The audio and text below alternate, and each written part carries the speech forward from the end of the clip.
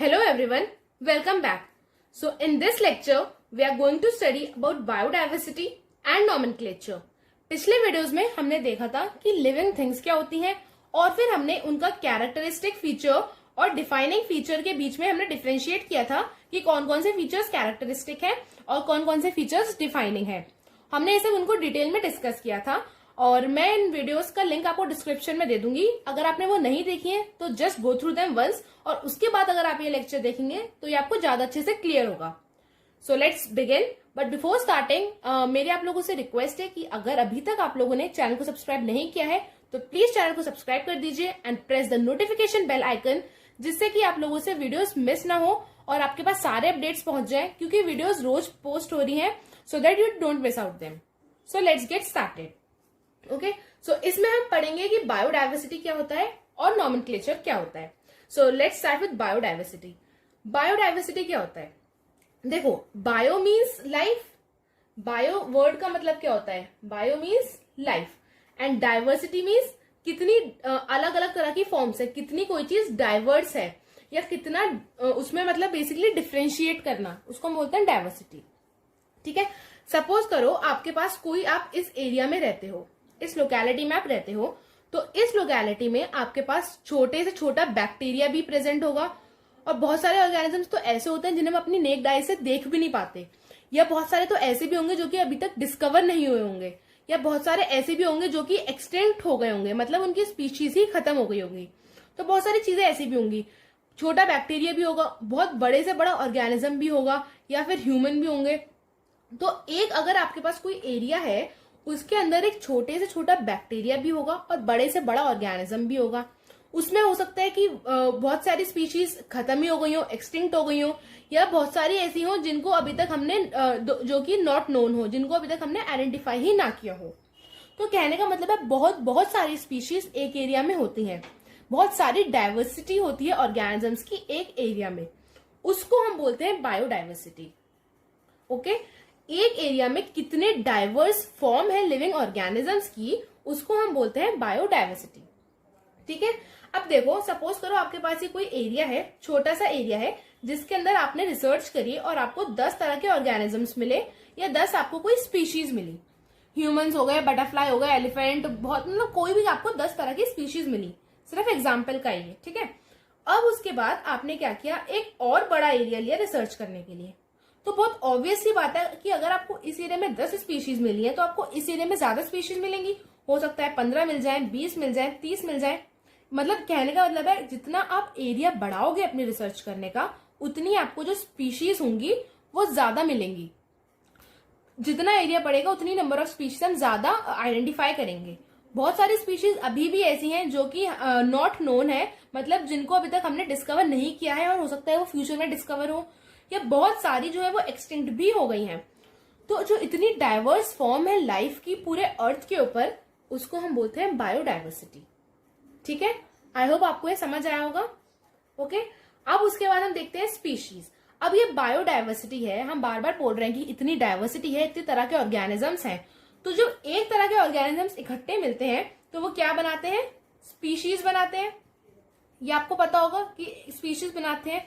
तो पूरे प्लैनेट पे 1.7 टू 1.8 मिलियन स्पीशीज एग्जिस्ट करती हैं अभी, जिन्हें हमने आइडेंटिफाई कर लिया है।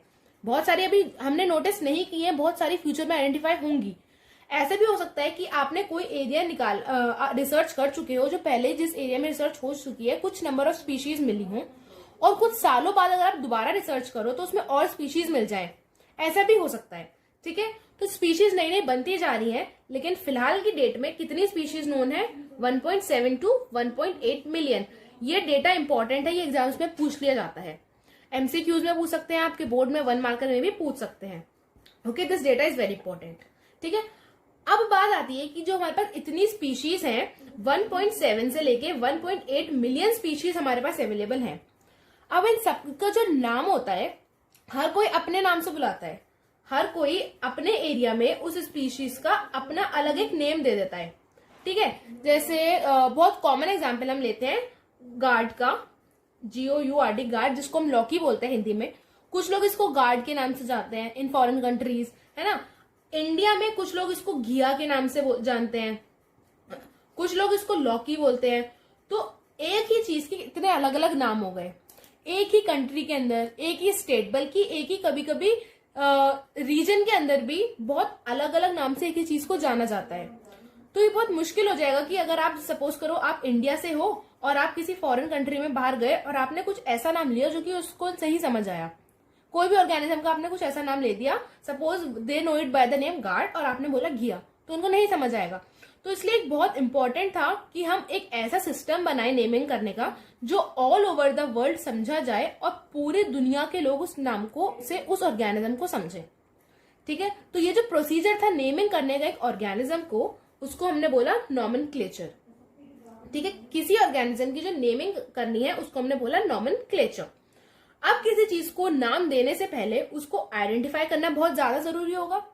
सपोज करो ये कोई एरिया है, इस एरिया में कोई स्पीशीज मिली है ए, या कोई ऑर्गेनिज्म मिला है ए। अब पहले आप उसको आइडेंटिफाई करोगे, आप देखोगे कि ये किस तरह का ऑर्गेनिज्म है, क्या ये इंसानों से मिलता है या क्या ये फिश से मिलता है, फ्रॉग से मिलता है, किससे मिलता है, किस तरीके का ऑर्गेनिज्म है। आप पहले उसे आइडेंटिफाई करोगे, उसके बाद ही आप उसका नाम रखोगे ना। तो आइडेंटिफिकेशन इज वेरी इंपॉर्टेंट। उसके बाद हम किसी का नाम देते हैं तो उसको हम बोलते हैं नॉमेनक्लेचर। अब क्या होता है, जब ये नॉमेनक्लेचर का सिस्टम चल रहा था तो अलग अलग साइंटिस्ट थे, किसी ने अपने कुछ रूल्स दिए, किसी ने कुछ रूल्स दिए। तो इसलिए फिर क्या हुआ, एट लास्ट एक पूरा सिस्टम बनाया गया कि अगर कोई प्लांट होगा तो उसकी जो नेमिंग होगी वो ICBN एक क्या कहते हैं ग्रुप ऑफ कम्युनिटी है, इसके थ्रू आप नेमिंग करोगे। और अगर कोई एनिमल होगा तो उसकी नेमिंग ICZN के थ्रू होगी। ICBN stands for international code for botanical nomenclature और ICZN स्टैंड करता है international code of zoological nomenclature. ये फुल फॉर्म बहुत इंपॉर्टेंट है, एग्जाम्स में पूछे जाते हैं, so you must remember them. ICBN international code for botanical nomenclature, ICZN international code of zoological nomenclature. कोई भी प्लांट की अगर हमको नेमिंग करनी है तो जो स्टेप्स जो दे रखे होंगे हम इसके थ्रू फॉलो करेंगे, और किसी एनिमल की नेमिंग करनी है तो हम इन के स्टेप्स को फॉलो करेंगे। ठीक है, तो नॉमेनक्लेचर का आपको बेसिक फंडा समझ आया कि किस तरीके से नॉमेनक्लेचर होता है। अब हम नॉमेनक्लेचर को थोड़ा सा डिटेल में देख लेते हैं, उसके बाद फिर हम आगे चलेंगे, क्योंकि नॉमेनक्लेचर एक बहुत इंपॉर्टेंट टॉपिक है हमारे चैप्टर 1 में, और ये आगे भी इंपॉर्टेंट है और इससे क्वेश्चंस भी पूछ लिए जाते हैं। ठीक है, सो अभी हम नॉमेनक्लेचर को डिटेल में देखेंगे। ठीक है, नॉमेनक्लेचर जब हम किसी को नेमिंग करते हैं तो जो हमारा सिस्टम नेमिंग का एक्सेप्टेड है यूनिवर्स में, पूरे वर्ल्ड में, वो कौन सा है, binomial nomenclature. Binomial means bi means two and nomial means to name something. तो किसी भी चीज को जब आप नेमिंग करते हो साइंटिफिक बेसिस पे, उस नेम में क्या होते हैं, 2 वर्ड्स होते हैं। ठीक है, 2 वर्ड्स का नेम होगा। पहला जो नाम होगा वो कौन सा होगा, जेनेरिक, मतलब जीनस का नाम होगा। पहला नेम आप किसका रखोगे, उसकी कौन से जीनस से वो बिलोंग करता है। और सेकंड जो आप नाम रखोगे वो रखोगे कि वो कौन सी स्पीशीज से बिलोंग करता है। आई नो आपको अभी जीनस और स्पीशीज नहीं पता होगा कि क्या होता है, क्योंकि अभी हमने पूरा चैप्टर नहीं पढ़ा है। बस अभी आप सुनते जाइए, समझते जाइए, एक बार आप चीजों को थोड़ा समझिए, फिर हम जैसे जैसे आगे बढ़ेंगे तो आपको ये सब समझ आएंगी, आप लिंक कर पाएंगे चीजों को। ठीक है, तो नॉमेनक्लेचर बायनॉमियल नॉमेनक्लेचर एक्सेप्टेड है। बाय मीन्स टू, तो जो नॉमेनक्लेचर का सिस्टम है उसमें 2 वर्ड्स होते हैं। पहला वर्ड जीनस रिप्रेजेंट करता है, सेकेंड वर्ड स्पीशीज को रिप्रेजेंट करता है। और ये सिस्टम किसने दिया था, कैरोलस लिनियस ने सिस्टम दिया था नॉमेनक्लेचर करने का। इतना समझ में आया आपको। बायोडाइवर्सिटी क्या होती है कि एक एरिया में कितनी डाइवर्स ऑर्गेनिजम्स प्रेजेंट है। फिर हमने देखा कि स्पीशीज 1.7 to 1.8 मिलियन स्पीशीज रहती हैं। फिर नॉमेनक्लेचर को किसी को नेमिंग करने से पहले हमें उसको आइडेंटिफाई करना बहुत जरूरी है। प्लांट्स की नेमिंग करनी है तो हम ICBN को फॉलो करेंगे, एनिमल्स की नेमिंग करनी है तो हम ICZN को फॉलो करेंगे। फिर हम नॉमेनक्लेचर को डिटेल में देख रहे हैं, किसने दिया था, कैरोलस लिनियस ने दिया था। This is very very important, ये पूछ लिया जाता है एग्जाम्स में, कई बार पूछा भी गया है। फिर हम बात करते हैं कि ये 2 वर्ड्स का नॉमेनक्लेचर होता है। पहला वर्ड होता है जीनस का, सेकंड वर्ड होता है स्पीशीज का। ठीक है, अब यहाँ पे हमें कुछ रूल्स फॉलो करने पड़ते हैं जब नॉमेनक्लेचर हम करते हैं। जब हम किसी चीज की नेमिंग करते हैं तो हमें बहुत सारे रूल्स को फॉलो करना पड़ता है। ठीक है, एक बार हम उन रूल्स को जल्दी से देख लेते हैं तो हमें नॉमेनक्लेचर अच्छे से क्लियर हो जाएगा। ठीक है, so let's discuss these rules one by one. बहुत ज्यादा रूल्स नहीं है, 3-4 रूल्स हैं, सबसे पहले हम देख लेते हैं। ठीक है, सबसे पहले हम एक एग्जाम्पल लेते हैं मैंगो का, कि अगर हमारे पास मैंगो है, जिसको सब आम जानते हैं मैंगो, इसका साइंटिफिक नेम होता है मैग्नीफेरा इंडिका। इसका साइंटिफिक नेम होता है मैग्नीफेरा इंडिका। ठीक है, अब हम इसको नेम को ध्यान में रखते हुए आगे का प्रोसीजर देखेंगे, आगे के रूल्स देखेंगे, तो हम इसको उससे हम रिलेट कर पाएंगे, तो हमें ज्यादा अच्छे से समझ आएगा। मैंगो को हमने बोला मैग्नीफेरा इंडिका। अब जो हम आगे के रूल्स देखेंगे, आप इससे रिलेट करना तो आपको ज्यादा अच्छे से समझ में आएगा। ठीक है, तो रूल नंबर 1 कि ये जितने भी नेम्स होते हैं, ये कौन सी लैंग्वेज से इनका ओरिजिन होता है? लैटिन लैंग्वेज से इनको लिया गया है। जितने भी साइंटिफिक नेम होते हैं जो कि all over the world accepted है, इनका जो ओरिजिन हुआ है वो कहां से हुआ है? लैटिन लैंग्वेज से। ये क्वेश्चन कभी कभी एजर्शन रीजन में आ जाता है कि लैटिन लैंग्वेज से क्यों है? Because it is a dead language. Dead language मतलब ये लैंग्वेज एक बार जैसी बन गई है वैसे ही अभी तक चलती आ रही है, इसमें कभी कोई भी चेंजेस नहीं आए हैं इस लैंग्वेज में। तो लैटिन लैंग्वेज से इन वर्ड्स को लिया जाता है, और जब आप इनको लिखते हो तो आप इसको इटैलिक्स फॉर्म में लिखते हो।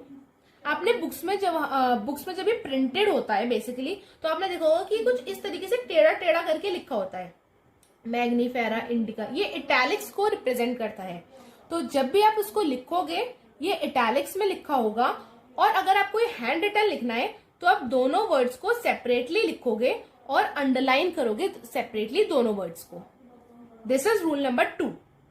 पहला रूल क्या कहता है कि ये लैटिन लैंग्वेज से होना चाहिए। दूसरा रूल क्या कहता है कि अगर ये प्रिंटेड है तो ये इटैलिक्स में होना चाहिए, और अगर ये आपका हैंड रिटन है तो ये दोनों वर्ड्स होते हैं सेपरेटली लिखे होने चाहिए, और ये साथ में सेपरेटली अंडरलाइन भी होने चाहिए। So this is the second rule. ठीक है, फिर आता है हमारा थर्ड रूल। थर्ड रूल क्या कहता है? थर्ड रूल कहता है कि जो पहला वर्ड है, मैंने आपको बता दिया, जो फर्स्ट वर्ड होता है वो हमारा जीनस रिप्रेजेंट करता है, सेकेंड वर्ड हमारा स्पीशीज रिप्रेजेंट करता है। ठीक है, जीनस का जो फर्स्ट लेटर होता है वो कैपिटल होता है, स्पीशीज का जो फर्स्ट लेटर होता है वो स्मॉल होता है। दिस इज द रूल कि जीनस का फर्स्ट वर्ड आप हमेशा कैपिटल लोगे और स्पीशीज का फर्स्ट वर्ड आप हमेशा स्मॉल लोगे। Okay, so this is the rule. And the last rule is, ये जिसने सपोज करो जैसे मैंगो है, ये किसने आइडेंटिफाई किया है? ये आइडेंटिफाई किया है कैरोलस लिनियस ने। तो आप इसको जो जिसने आइडेंटिफाई किया है उसका नाम आप साइड में ऐसे शॉर्ट में लिख सकते हो। ठीक है, साइंटिस्ट जिसने डिस्कवर किया है आप उनका नेम साइड में शॉर्ट फॉर्म में लिख सकते हो। तो बस ये छोटे से 3-4 रूल है आपको नेमिंग करने के लिए आपको पता होने चाहिए, उससे आपकी पूरी नेमिंग आप समझ सकते हो।